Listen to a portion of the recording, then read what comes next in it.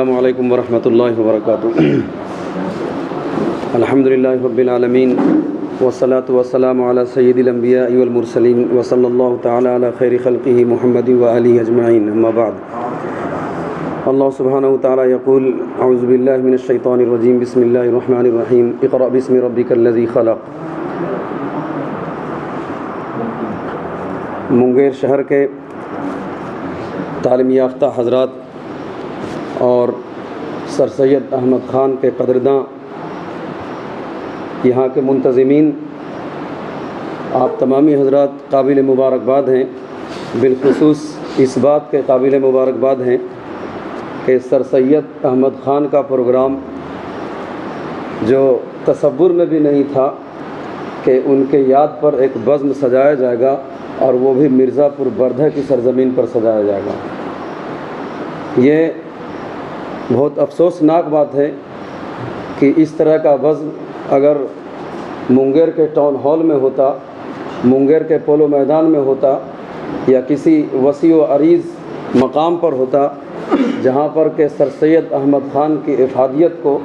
لوگوں کے بیچ پیش کیا جاتا۔ لیکن چراغ ہی صحیح روشنی تو ہے، چراغ ہی صحیح روشنی تو ہے، مقصد ہے روشنی پھیلانا اور مقصد ہے معاشرے کو منور کرنا، جو کہ سر سید احمد خان کی اپنی ایک ذاتی فکر تھی۔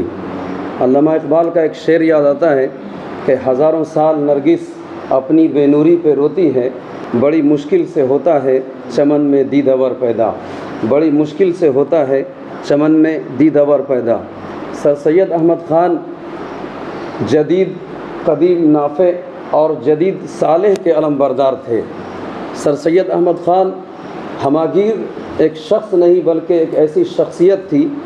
جو بیک وقت کئی خوبیوں کا مجموعہ تھے۔ اور سر سید احمد خان کو یہ اور بات ہے کہ علماء کا طبقہ، میں خود ایک مولوی ہوں، لیکن اپنی مولویت کی نمائندگی کرتے ہوئے یہ میں پیش کرنا چاہتا ہوں کہ علماء کا جو طبقہ تھا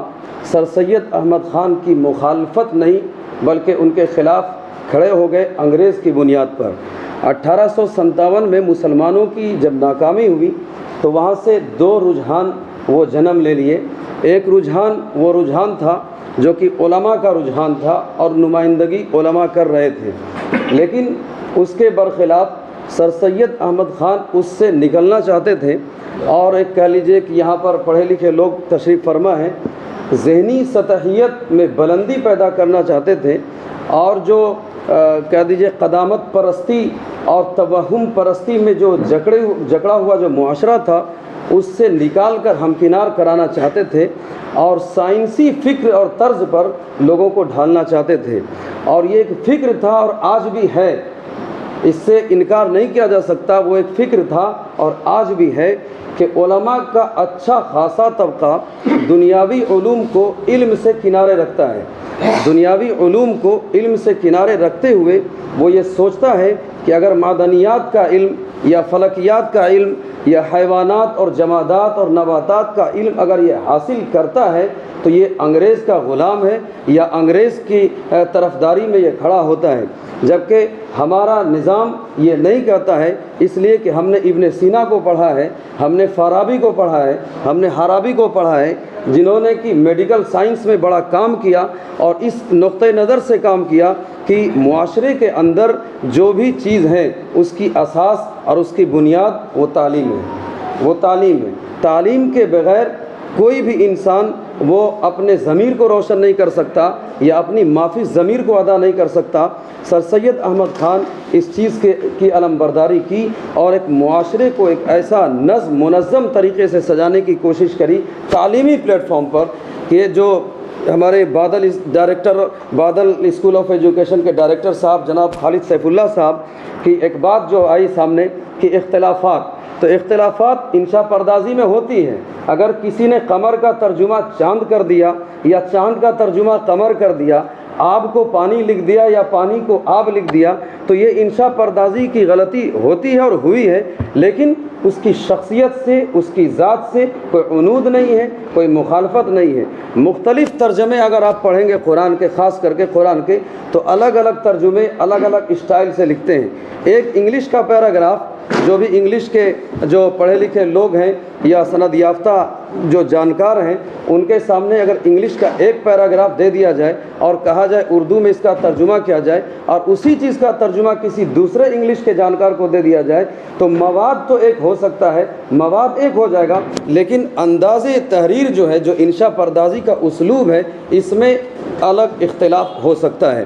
تو یہ نظریہ تھا، لیکن نظریاتی اختلاف کو اختلاف معنی نہیں رکھتا ہے۔ اعتقادی اختلافات جو ہوتے ہیں، حالانکہ یہ موضوع یہاں پر نہیں ہے، لیکن یہ کہنا ضروری ہوگا کہ اعتقادی اختلاف کی بنیاد اگر لا الہ الا اللہ سے ہے تب تو ہو سکتا ہے، لیکن جس کا کہ سند اور جس کا پلیٹ فارم لا الہ الا اللہ ہے، جس کی اساس اور جس کی بنیاد لا الہ الا اللہ محمد الرسول اللہ ہے، فَأَصْبَحْتُمْ بِنِعْمَتِهِ اخوانا، قرآن نے سند لگا دی ہے کہ یاد کرو اس وقت کو، وَاذْكُرُوا إِذْ كُنْتُمْ أَعْدَاءً، یاد کرو اس وقت کو کہ جب کہ تم ایک دوسرے کے دشمن تھے، لیکن ایمان کی بدولت سب کو اللہ تعالیٰ نے بھائی بھائی کا رشتہ بنا دیا ہے۔ یہ قرآن کی سند ہے۔ اس کے بعد اختلاف جب تک نہیں ہوں گے تب تک بات جو ہے وہ سامنے آئے گی نہیں۔ اسی قرآن میں اللہ کی شہادت ہے، اللہ کے رسول صلی اللہ علیہ وسلم جب تعلیمی نقطہ نظر سے پیش کیا اسلام کو، اللہ کے رسول، لوگ کہتے ہیں کہ دعوت ہی اصل تعلیم ہے،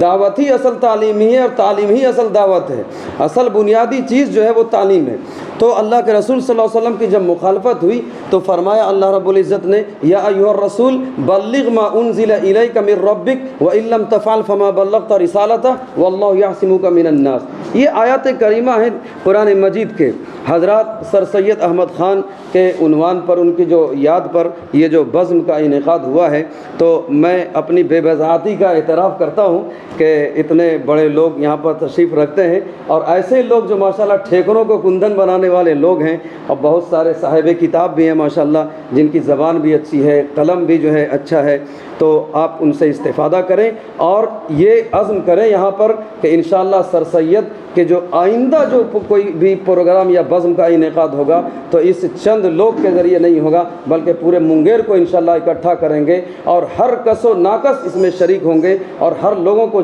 جمع کر کے سر سید کی فکر کو، ان کی تحریک کو، ان کی روشن ضمیری کو، ان کی روشن خیالی کو لوگوں کے بیچ پیش کریں گے انشاءاللہ۔ یہ عزم اگر ہم کرتے ہیں تو واقعی ہم سر سید کے گرویدہ ہیں، لیکن صرف سر سید کی تسبیح پڑھنا یا ترانہ پڑھنا اس سے کام نہیں چلے گا۔ سر سید کی فکر کو ہر گھر میں ویسے ہی پہنچانا ہے جیسے کہ ہر گھر میں بجلی اور پانی پہنچ رہی ہے۔ سر سید کی تحریک کو اپنی ضرورت سمجھتے ہوئے، یہ نہیں سمجھے کہ سر سید ہیں، سر سید کی تحریک کو، ان کی روشن ضمیری اور روشن خیالی کو اپنی ضرورت جب تک نہیں سمجھیں گے تب تک سر سید احمد خان کی گراں قدر شخصیت کو ہم پوری طرح پہچاننے سے قاصر رہیں گے۔ ربنا تقبل منا انک انت السمیع العلیم۔